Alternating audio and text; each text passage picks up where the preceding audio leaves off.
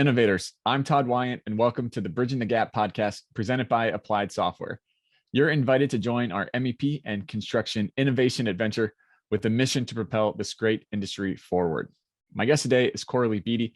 After 25 years in the construction industry and successfully selling her trades business, Coralee now shares her knowledge, experience, and expertise with other women in construction and the trades to build their business for greater profitability, flexibility, and freedom. Welcome to the show, Coralee. Thanks, Todd.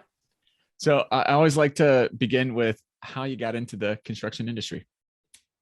Well, it's an interesting story because I've loved construction my whole life. I've always been attracted to construction. And like from a little girl, I remember I grew up in a neighborhood where it was a lot of under construction homes. And this was in the kind of mid to late 70s where, they didn't have security fences to keep people out. So, I would wander on construction sites in the mornings or on the weekends.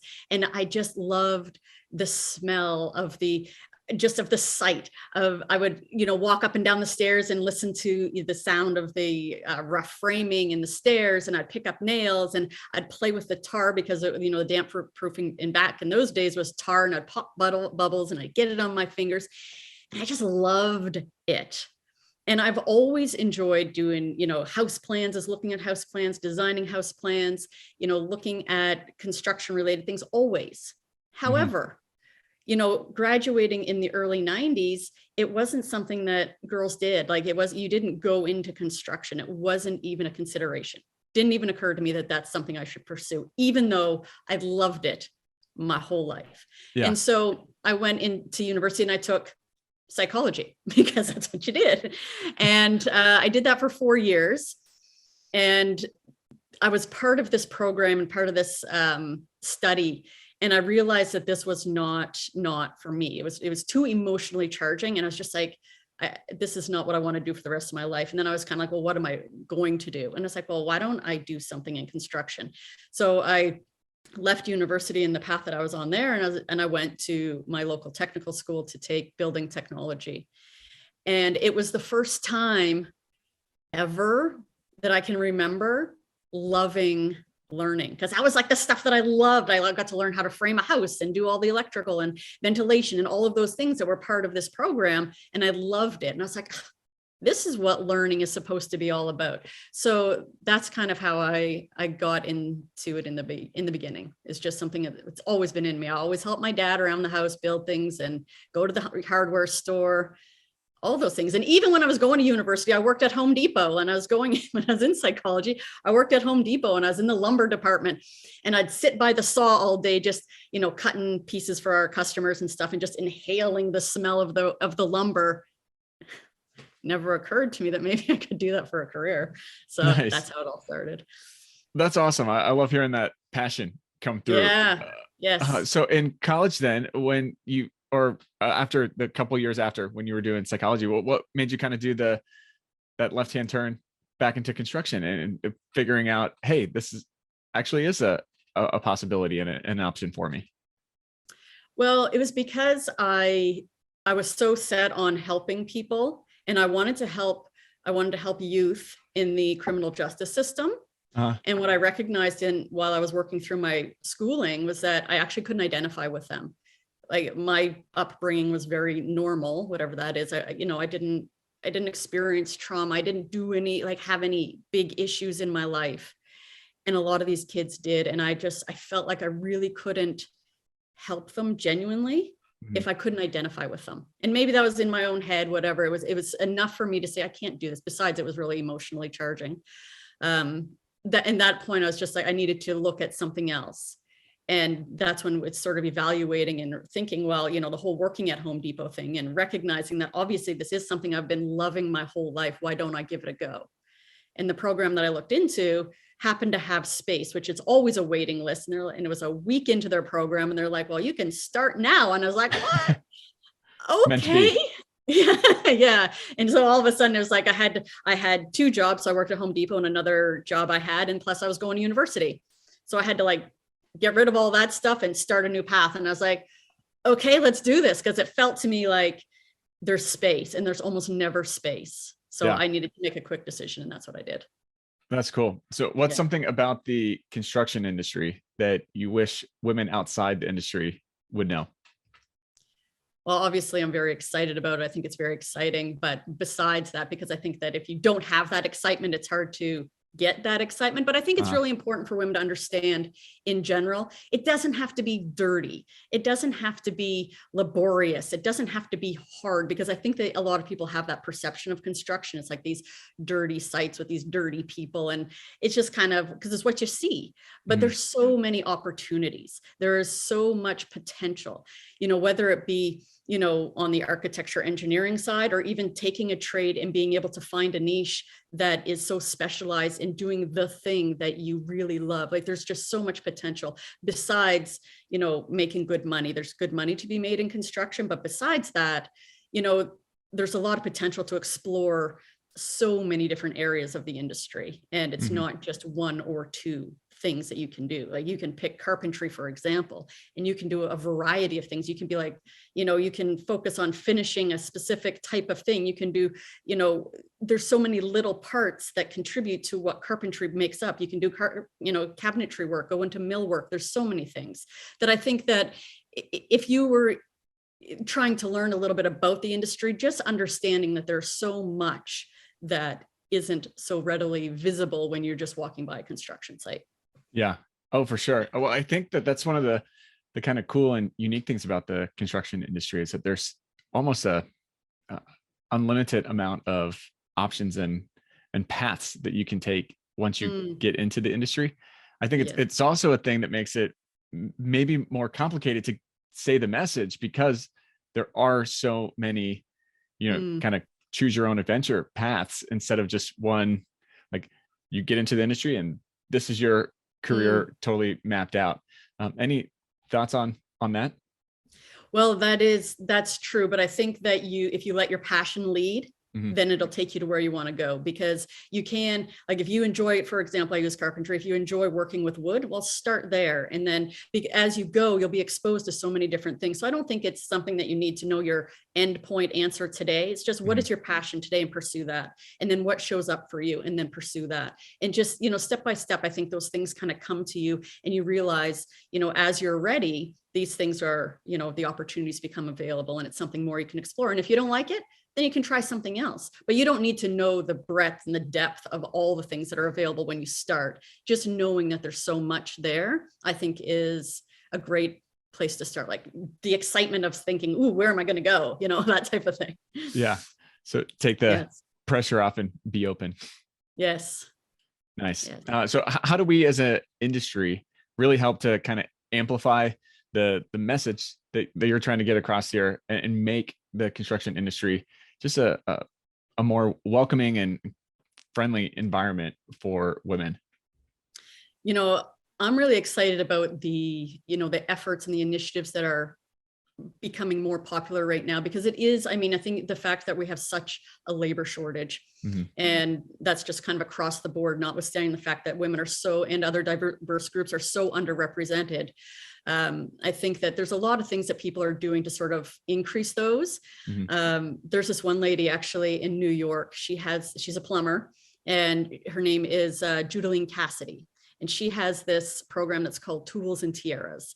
And it's for young girls to have the opportunity to try different trades. And I think that, introducing it early so that it's a seed that's planted is one thing.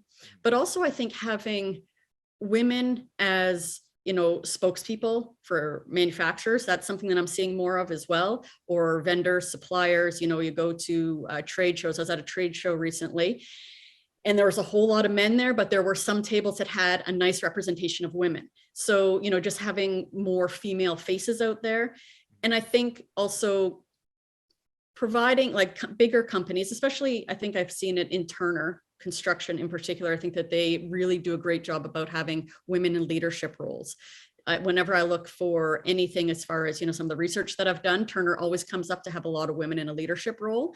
And I think sort of taking some of these bits together, manufacturers using women as spokespeople to show that, yes, women are out there doing the work. It's not always men. To have them represented in those type of trade show settings where more women are being shown, and then also leadership roles. I think that those are some good opportunities to continue to grow in those areas where, you can start to see women as a real key component of the industry in many different facets. Yeah, it may sound obvious, but I'd love to hear your thoughts on how, or what's the power in really elevating all these diverse perspectives and having those successful examples that people can point to for women to say, look, you can reach all the way up to these heights, and have them be that example and the role model for those coming up behind them. Well, I think the obvious answer to that is when you can see somebody doing something that looks like you or seems like that, you have a mirror of yourself in that position, then you can see yourself actually doing it. But when you, as a young girl, just see men in all of these roles, that's not you. You don't identify with that. And so it's difficult to see yourself in those positions. So I think definitely just when you can see people like you doing the things that you want to do, it makes it seem more attainable yeah, and more possible. Yeah. Coralee, I think women bring this incredible set of complementary skills to really help balance out the industry that maybe doesn't necessarily come naturally to the historical construction industry. And that being their power in soft skills and being better communicators and, really helping bring people together. So how can this be really leveraged better for the industry?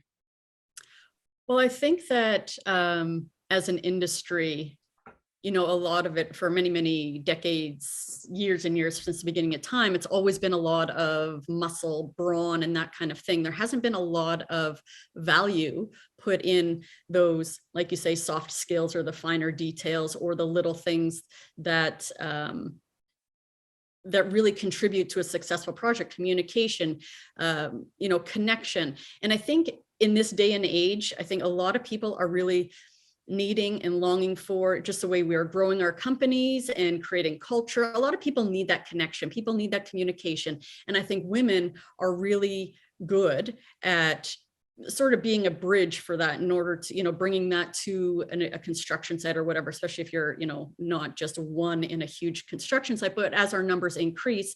And that's kind of one of those soft skills I think that we bring that, helps to really get a successful project by, improving communication, improving the foresight, what's coming up, the details, the things that are kind of not the brunt force throwing up the studs or whatever happens to be. It's, the finer details that I think are often overlooked in an effort to just kind of get through it.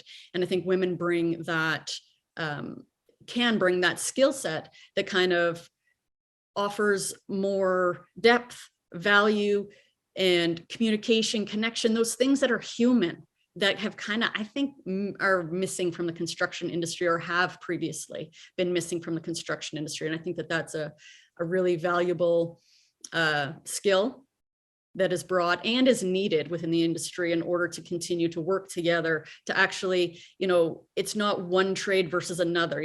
Can we use that skill that women bring to have everybody work together as a team in an effort to reach the successful end project is kind of the goal. So I think that that's a big place where women could really bring their skills for sure. Oh yeah. Yeah, absolutely. Well, what is the outcome of really successfully being able to bring in those soft skills and really implement them for the industry as a whole?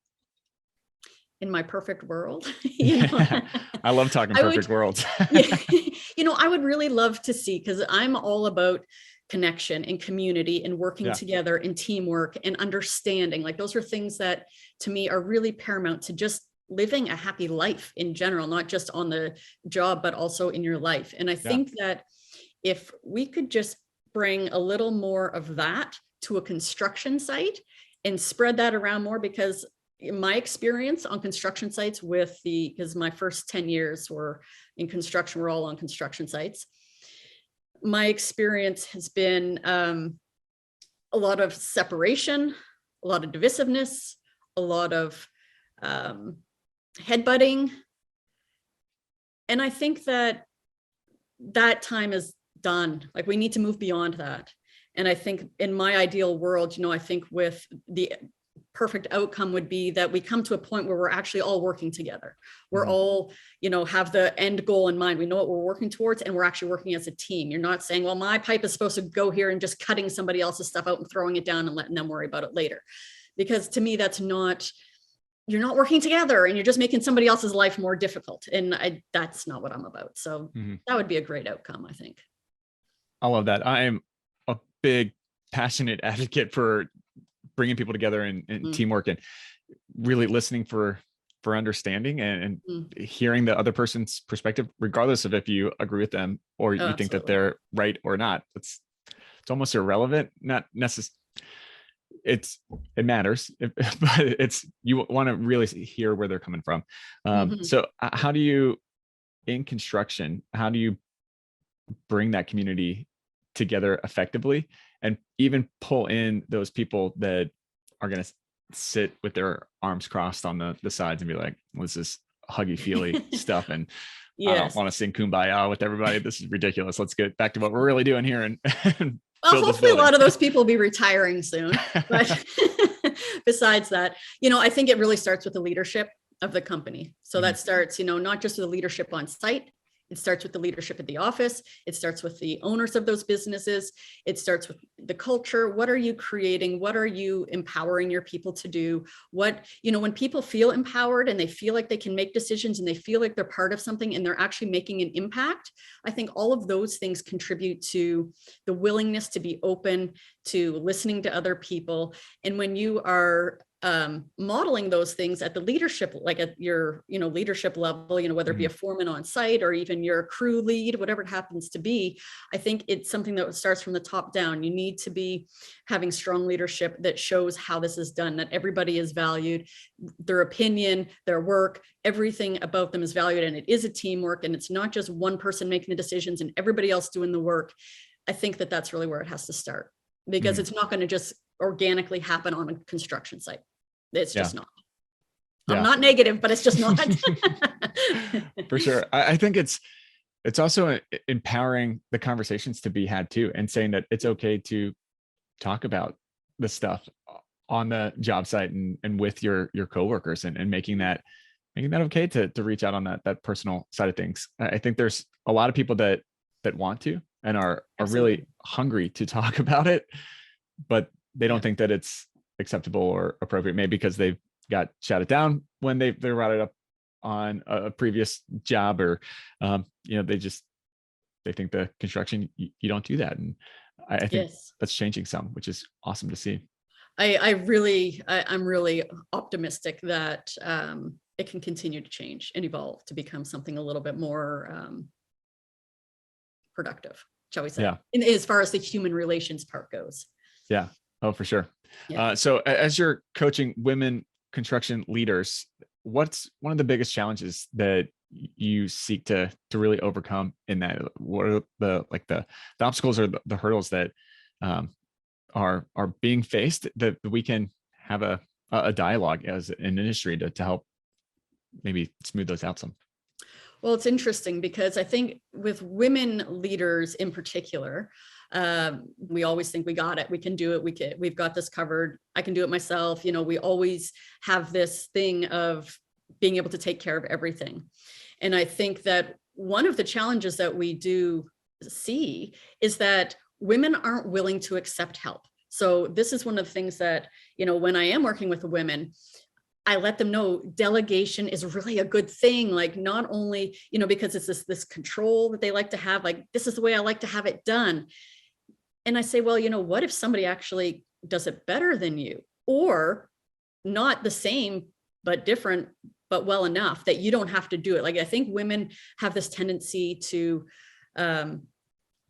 need to do everything themselves and not want to delegate, not put themselves first, and they can really lead to burnout. And I think that having the conversation that lets women know that they are allowed to have help, you are allowed to ask for help, you are allowed to be vulnerable, you don't have to do it all, you have nothing to prove. Like, these things are I see these as a real challenge for women. And I know that I experienced a lot of these things early in my career for sure, because you feel like you have something you need to prove because you're a woman, especially when I started young in, on construction sites, and I'm dealing with, men who have been doing this for 25 years. And I'm just this young person on site. Like there's just, you get the sense that I have to prove myself. I have to show that I'm worth something, that I know what I'm doing or whatever. Mm-hmm. And then you just carry on with that. And it's just the way you are until you learn to not be that way. And when you recognize the power that exists with allowing yourself to be vulnerable, allowing yourself to ask for help, it's an amazing place to be, but it's a real challenge for women to get there. And I think that if we can have that conversation, I think a lot more women would, stay in the industry longer and really be empowered to take control of what it is that they're doing.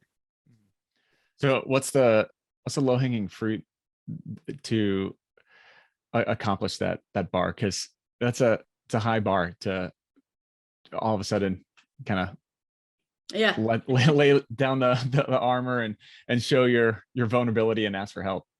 Yeah, unfortunately, I think it is having the conversations, mm-hmm. and it's helping women to recognize their worth. But the thing is that women have to be actually looking for these conversations, whether it be, going into an office where it's just, women in a leadership, not even in leadership roles, just women within an organization, not necessarily business owners, but women within an organization, and having people, leadership coaches or whatever come in and having these conversations, or mindset coaches, just letting women know that there's so much potential, and there's a lot of things that they don't have to feel so protective of. It's not mm-hmm. going to make them look weak. And especially I think women in leadership roles, I think it's very easy for them to feel like there's a weakness if they show vulnerability, mm-hmm. but it's actually the opposite. So the low-hanging fruit, it's a tough one, because I think women have to be open to hearing the conversation. And maybe it is going into these organizations, but they need to be open and available to hear it. Mm-hmm. And, so when I talk to the women, they're at least coming to me, or I'm having the conversation so I can have those conversations with them. But if women aren't approaching, whether it be coaches or other people for input, it's difficult. And I would hate to say, but the reality is, I think what ends up happening is it gets to the point where they can't do it anymore, and they're looking for solutions. And what can I do? Because that's actually the reality of a lot of what I see. Mm-hmm. It's not proactive. A lot of it is reactive to a situation that's already existing. Mm-hmm. That makes sense. Is there like a community and groups that people can join to help in that proactiveness, or is it purely just kind of seeking out people and well, there's certainly, like, I'm in Canada, and we have what's called CAWIC, which is the Canadian Association for Women in Construction. And then there's also the same association down in the United States, which is called NAWIC, National Association for Women in Construction.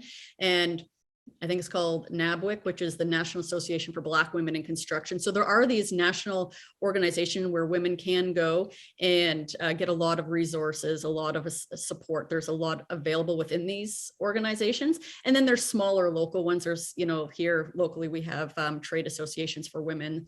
We have programs for women in trade. So there's certainly small associations. But again, I think women need to be seeking them out and looking for that support. And, mm-hmm. To be proactive in order to actually look for them. But there certainly are associations available that provide that support and opportunities. Nice. So one of the kind of main threads that runs through all of our episodes here is around innovation. So mm-hmm. with that in mind, if you could innovate one thing in the industry, what would it be? Well, when I think of the primary pain point being a labor shortage, I would love to see something that's innovated on a large scale, like those tools and tiaras that I was speaking about earlier, for example, programs like that's bringing exposure at a young age. I think that's really important, as a young age. I think if you're doing it at high school, it's almost too late. If you're doing it after high school, it's too late. You're not really planting those seeds in the early stages. So I think, programs that are available on a large scale that can reach girls at a young age to let them know that anything is possible and they can do anything that they want. They can pursue, there's like, as Tools and Tiara says, there's no, I think it's something, jobs don't have genders or something like that. You can do anything, and to just have the opportunity to empower them at such a young age to hold tools, to actually create things and recognize that there is so much for them in that industry. I really think if that could be done at a large scale, that would be great. Yeah. On a tech note, that I think would be really good. But one thing that I think is missing, I haven't found, actually, I shouldn't say that it's missing, and maybe it does exist, but I know one of the things that challenges I saw in my time as a business owner in the trades was finding software that could sync budget, scope, and schedule. On a more practical note, like just something that's really tangible. I think that everything seems to be all these like silos or integrating different bits and pieces, there's these big programs, but just something that was more simple that could, incorporate those three things that would sync, and you could put in some information and kind of update stuff. I think would be great, but I don't know that exists. I haven't been able to find something on a simple level, but that'd be nice too. That single source of truth. It's a great buzzword. It is hard to to put into practice. I think that's a big issue facing the construction industry, is how do you bring in all this vast amount of data and be able to use it in any super productive, realistic way, simply, because that's the way you're going to affect habit change and everything. Yes. Well, you're doing great work with your coaching practice. How do people find out about that and find out more information and then connect with you as well? I appreciate that. It's my website is thrivehq.ca, and anybody can find me on social media. Coralee Beatty. I'm kind of one of one. I'm easy to find on all the platforms. I'm not on Twitter, but Instagram and LinkedIn, all those, you can find me, Coralee Beatty. Nice. Awesome. Well, final question for you. What does innovation mean to you? Innovation means leading the way, forward thinking, problem solving, solutions, because I'm all about solutions. And, when I think of what the challenges are, I always think, I'm always thinking of solutions. So innovation to me is always thinking about solutions. What's the next thing that can sort of come along to advance our industry? Nice. Awesome. Coralee, thanks so much for coming on the show and talking about this important topic and sharing your insights. Thanks so much, Shada. I appreciate the opportunity.